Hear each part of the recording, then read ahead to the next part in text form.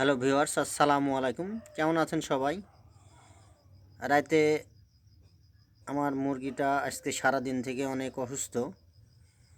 সারাদিন কুটার মধ্যে থেকে বারবার বাইরে আসেনি। সে ডিম পাড়ছে, আজকে 2 দিন থেকে ডিম পাড়েনি।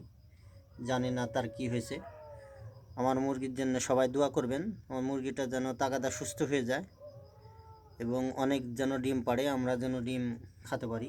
দেখেন কি করে আছে, জানি না কি সমস্যা। এই দুইটা আগের ডিম, কিন্তু আজকে 2 দিন থেকে কোনো ডিম পাড়েনি। সারাদিন কুটির মধ্যে থেকে বাইরে তেমন বাড়ায়নি।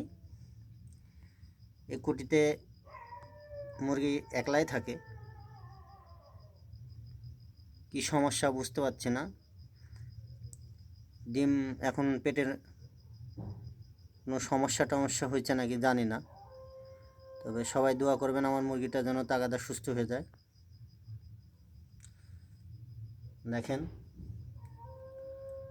দুইটা ডিম কত বড় বড়।